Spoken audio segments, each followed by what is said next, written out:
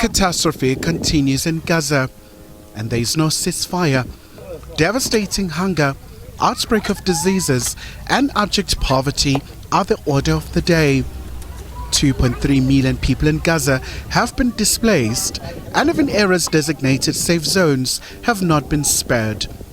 Israel accuses Hamas and other groups of basing fighters in civilian areas, a charge Hamas denies.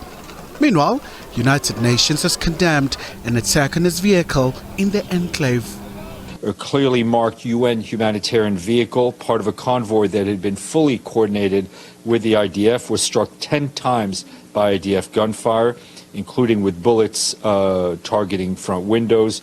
The 2 staff members in the vehicle were thankfully unharmed. The Vice President of the European Commission, Josep Borrell, says he has started the process of asking member states if they want to impose sanctions on some Israeli ministers.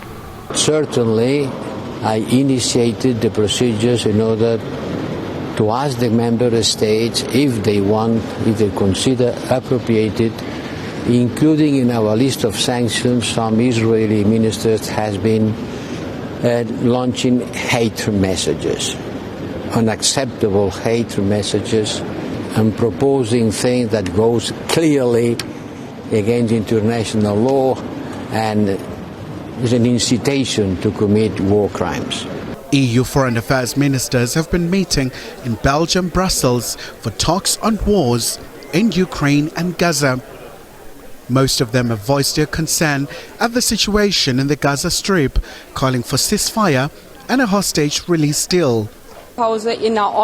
She says the humanitarian ceasefire in the Middle East is more necessary than ever before, with regards to the hostages who are still being held captive and their relatives. It's hard to imagine what it means to still not to know where in Gaza your loved ones are being held hostage and whether they are still alive at all. The humanitarian ceasefire is also needed for the 2 million people in Gaza.